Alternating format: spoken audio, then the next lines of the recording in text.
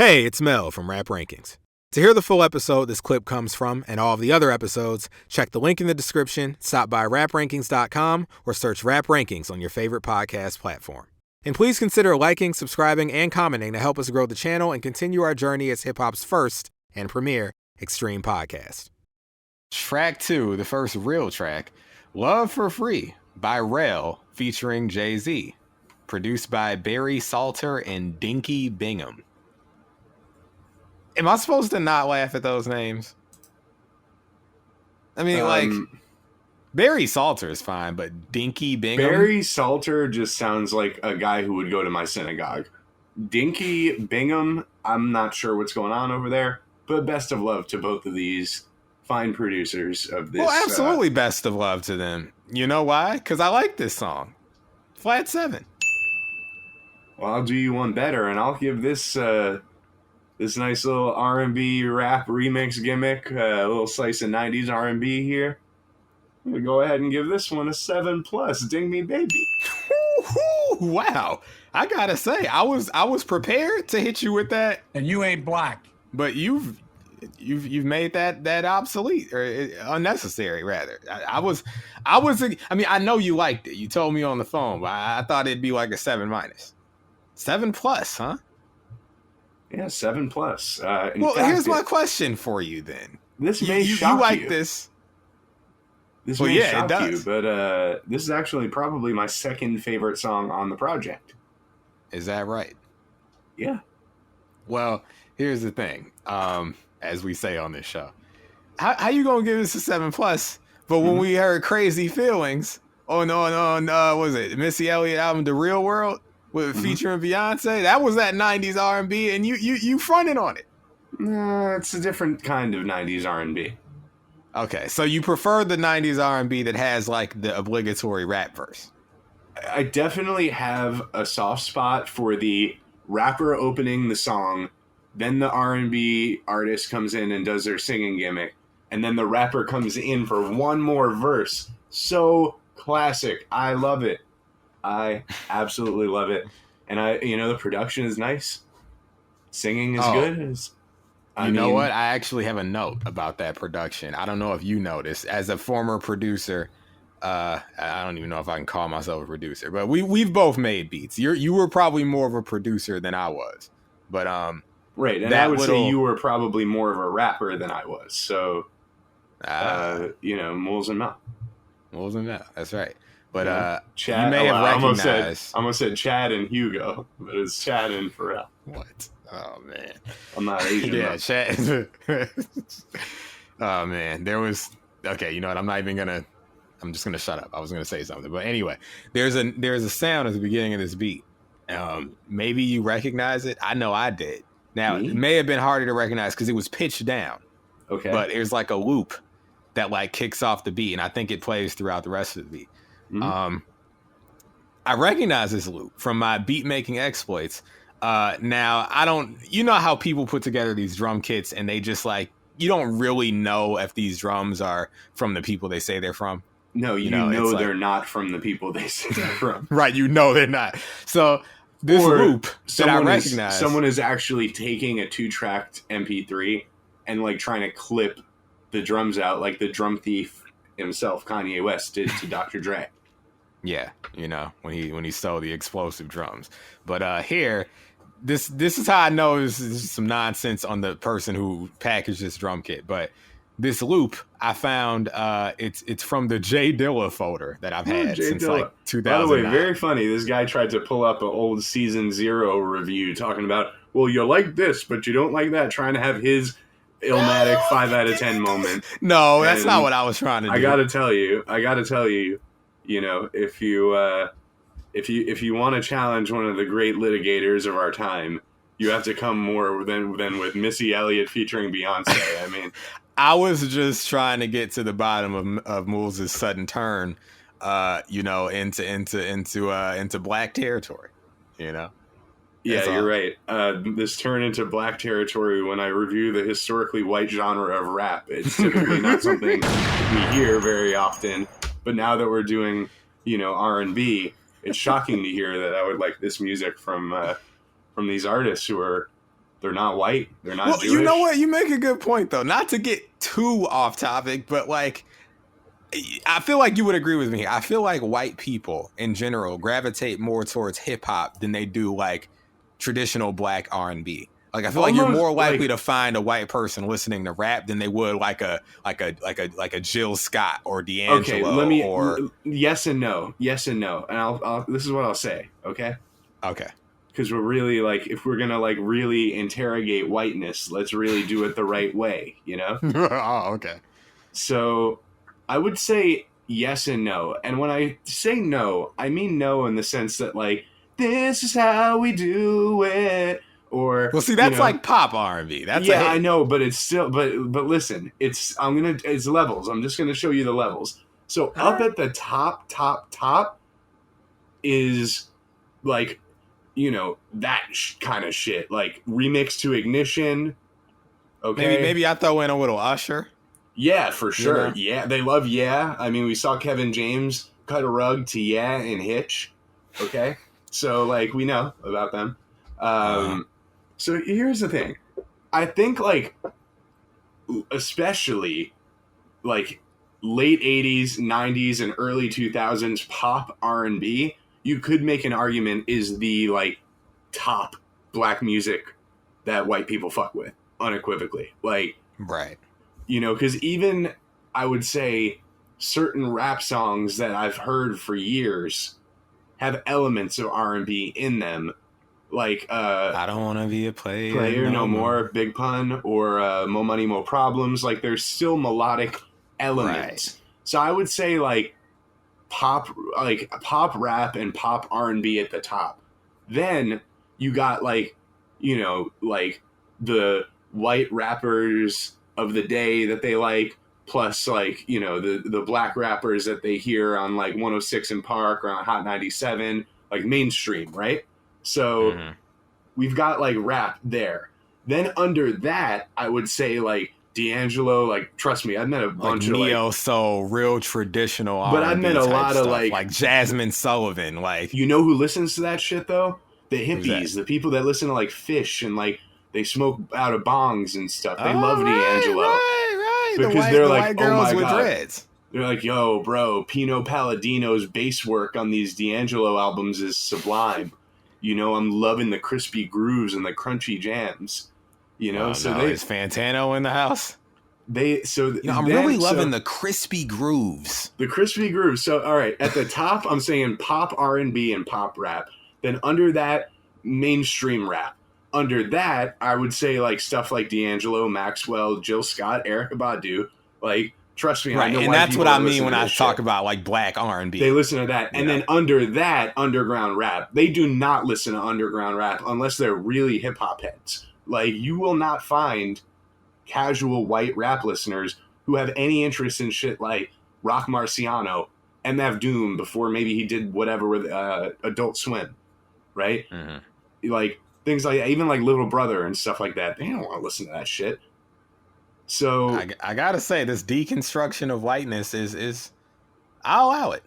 So that's where I'd say. So right. Like it's almost as if like rap can be at the bottom when it's underground rap. And R&B can be at the top if it's pop R&B, but the meat of everything tells a different story. Right. Okay. You're right. The most popular black music has had melodic elements. So it's not that they don't like R&B, you know? It's that they don't like...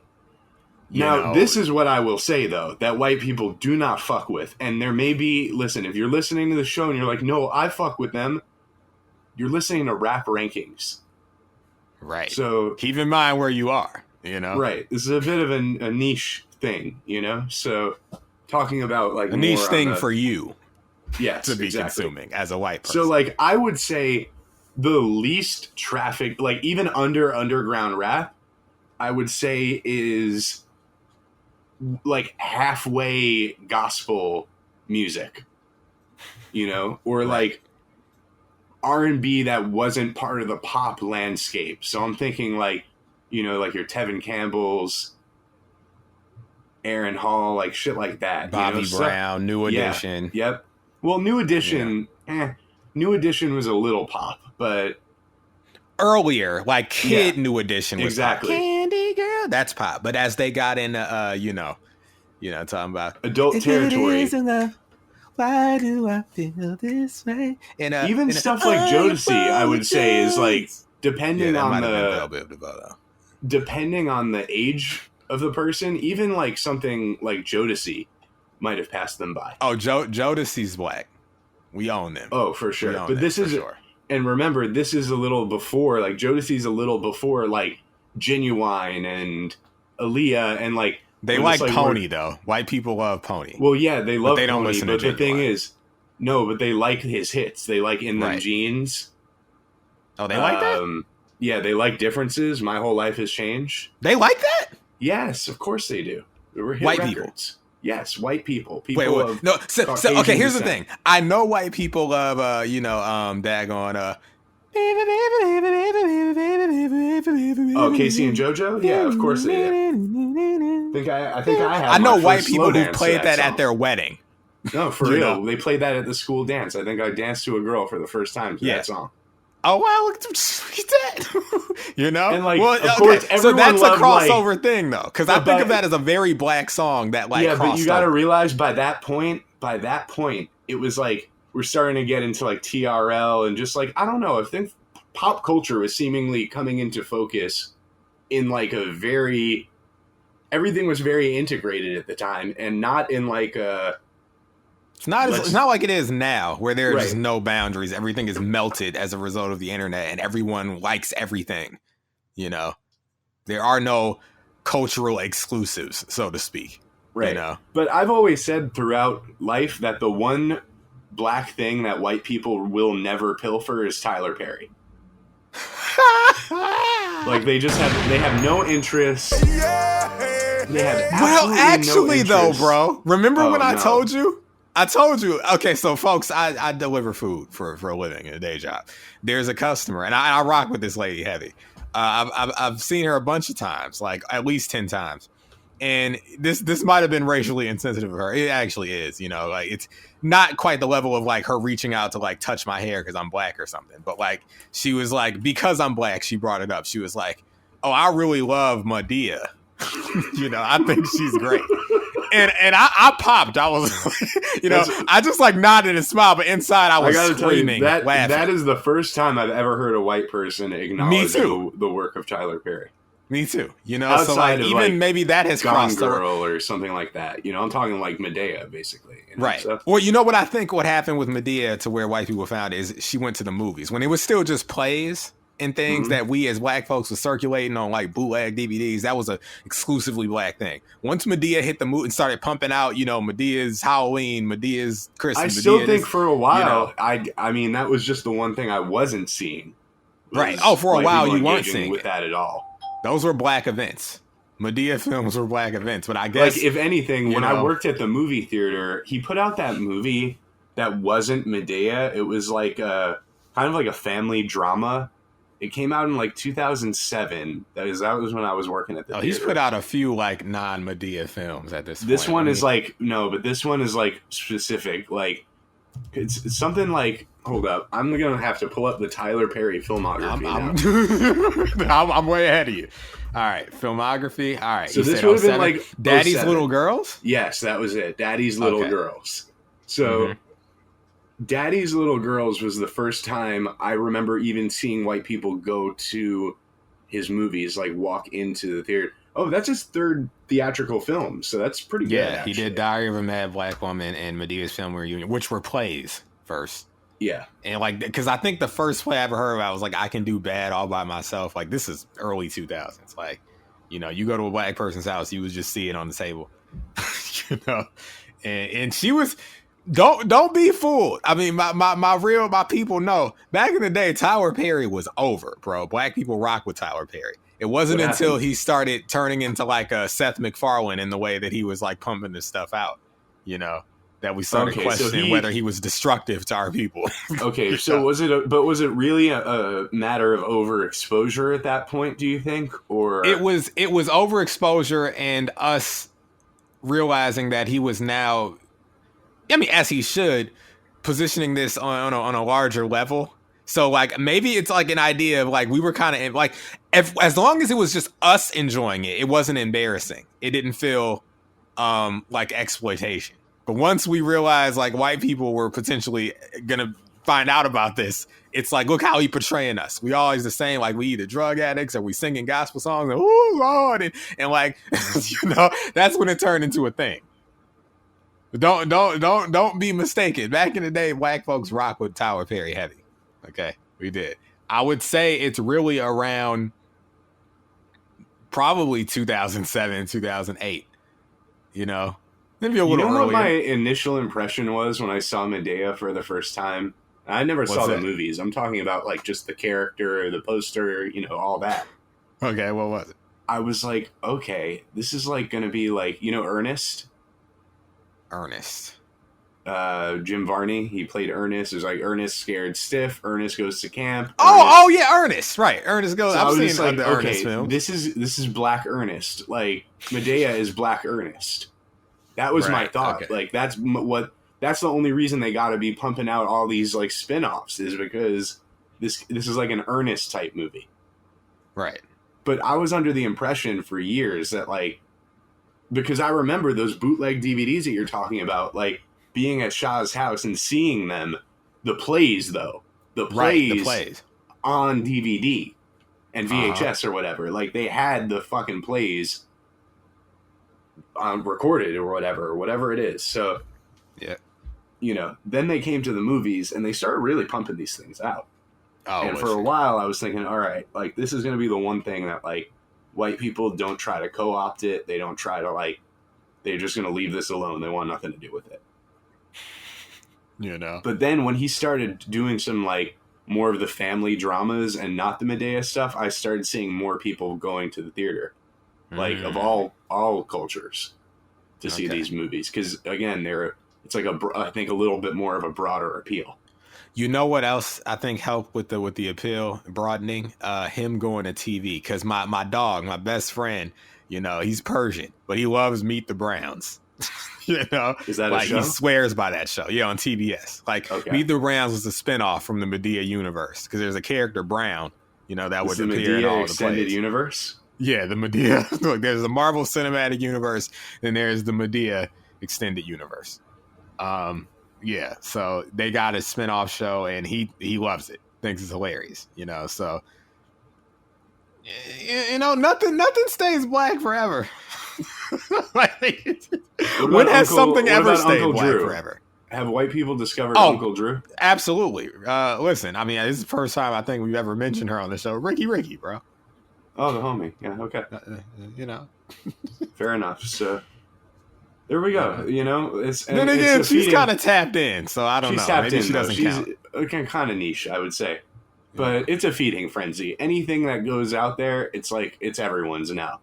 It's everyone's. Nothing left. You know, and how did we get into this from the because R&B Moulz liking this song shocked me. Love for free. So to bring it all back, I mean, listen, there's nothing like this is the classic formula for these records. Like the verses are never amazing. The rappers are serve a purpose. Yeah, the rappers just sound good on the beat. They sound like fly and cool, and they're riding the beat, and it sounds good. Boom, right. They're out. Because you don't want to overshadow the R&B artists. Right, you're just coming in, setting it off, and then the R&B artist comes in fresh off that hove, so you're like, okay, let's give Rell a shot. Right. Rell, sounding good to me. Sound good. I'm digging the production. I'm digging the vocals. Jay comes back for the assist one last time, leaving with a grin on your face. How can you not like that? 7+. It's good stuff.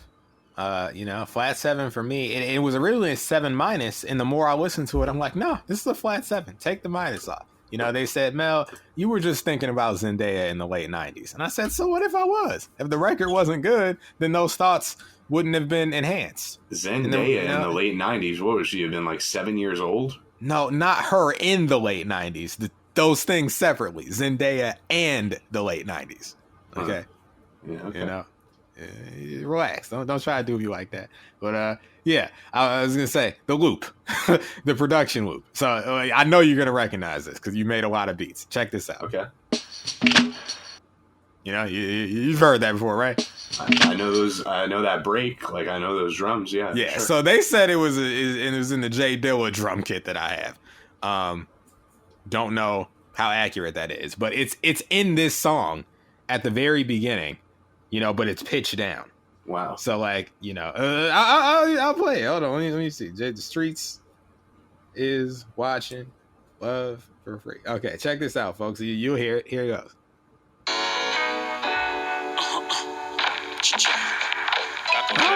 You hear it? That there it is. So anyway, nice. I got an ear for this. Y'all think I just be a dude talking? Okay, I come from this, So anyway, we come from this exactly. So no, we do think you're just a dude talking, but it's cool. Oh man, whatever. Fine. I guess I walked into that. But yeah, you pretty much nailed it. It's the classic formula. It's 90s R&B plus the rap feature. I'm thinking like, I'm driving. I'm going like, this is Mel. This isn't a wacky scenario. I'm just like driving like 90 miles an hour, going to get some Jamaican food. 90 it's a miles vibe. An hour? Oh no, I meant 30. I said 90. No, I was thinking about the 90s still. Driving 90 miles an hour to this is insane. Driving 90 miles an hour to go pick up Jamaican food is probably one of the most insane things I've ever heard. That's truly a wacky scenario.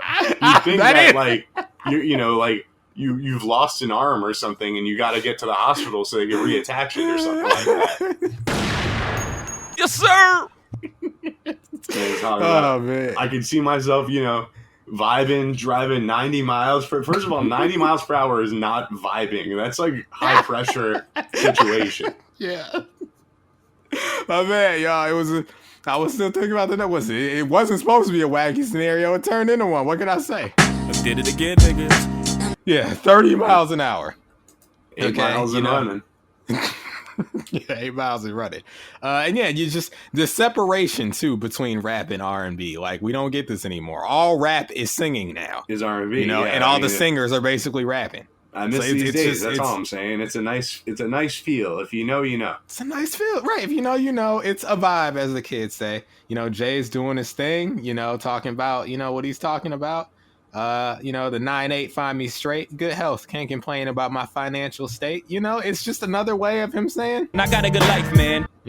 Good stuff. Rell sounding good. Baby, why are you chasing that man? Knowing he can't love you like I can't. These are great questions. These hold up. These are great questions.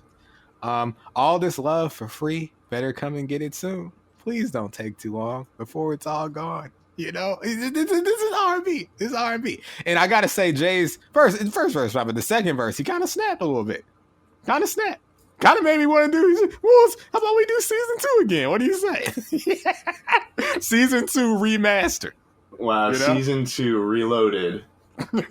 We're going in. The most Hove thing ever, too. We're not going to look at our old ratings. We got to go back in. We got to see if we still feel the same way. I wasn't sure about some of those ratings, so I think you should do the whole season over, see if you stay consistent. I think you maybe made some mistakes, so we just take it from the top, and I host it exclusively on Tidal. I'll host it, and I want to see more 10s, guys. I want to see the more real 10s. Season 2, the real one with more 10s, lots more 10s. I feel like I was shortchanged on several 10s throughout my catalog, and I want a better Blueprint 2 review. That's a big album to me in my career.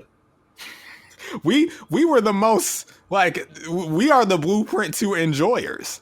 Most people talk bad on that album. My bad. I meant Blueprint 3. I get them confused.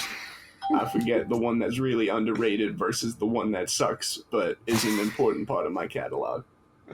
Gave me my first number 1. It's ridiculous. Blueprint 3, not good. Not good. Lyrically lost and all that. Hey, Mel, by the way. What do you mean, by the way? You just disappeared. Well, I had to eat something, but I'm back. And I have a question for you. For me? Yeah, you told me you forgot to say some things during the movie review. I did? Yeah, that you wish you would have covered. Is this true? Is this a bit? I feel like I could have said this. No, you told me this yesterday. I was wondering if there. You said there were like one or two things you had forgotten to mention during the review. Let me see. I'm just reminding you. Now that I've had a meal in me, I'm remembering things again. I know what that's like. I don't know. I'm looking at my movie notes. Maybe this was a different episode. I think maybe you're talking about something else.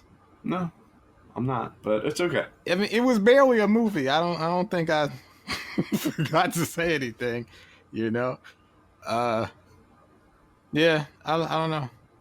Okay. I don't know. I'm just. Oh, no. Right. I was gonna ask. You're right. It was one thing. I was gonna ask, has Beyonce seen this movie? Oh yeah, we talked about that yesterday. And we talked about it off air. You're of the belief that she hasn't. I'm of the belief as well. She hasn't seen this. She may have seen Backstage, but I am even calling that into question. And I want to say almost definitely she's seen Fade to Black. Because they were dating, for sure, by that time. So, yeah. Let's hope she never sees this. Or he's going to have to sleep on the couch. Yeah. But, yeah. Well, in a way, I mean, not for nothing, this is really like a visual album, though, right? Oh, my God, folks. So, you won't believe this, but we fell into internet outage portal, and so we're actually resuming 2 days later. What was that, 2 nights ago? We tried to do it Thursday night. Since we've last checked in, last thing I remember doing before the internet went out was we were kind of wrapping up our Rell Love for Free Jay-Z review.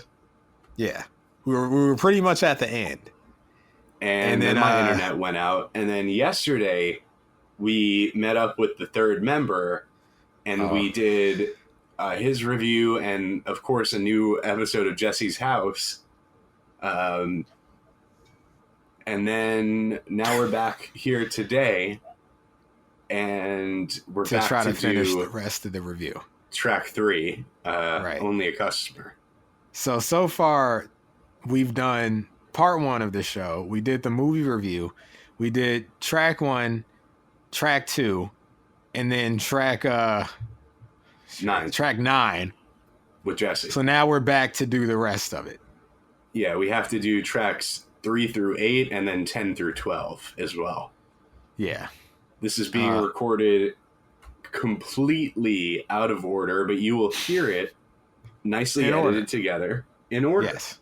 So this has been the longest. I was telling Moulz off air, this is Jay-Z's revenge. We thought, oh, hey, like it's, it's we already not going to be reviewed 3 songs from this soundtrack. Right. So we're thinking 12 tracks is really 9, it's a fake movie. Like, we'll be in and out. And Jay was like, no, I'm going to make this a 4-night process. And that's what happened. This has been the longest Rab recording process yet. Get ready for the week of Hove. Day 5 is editing. Make sure that I sound good. I have a little bit of a cold right now, but you could probably put a gate on my voice. You got to put a gate on my voice, Mel. Oh, my God. This is really the curse. This is the curse of Imhotep. This is what's happening. The gift is hearing some of the greatest rap songs ever recorded in history, and the curse is you can never really escape this person. Listen, will we ever be free of Jay-Z? I'm inclined to believe no. So maybe we just got to embrace it. Maybe that's the only thing we can do.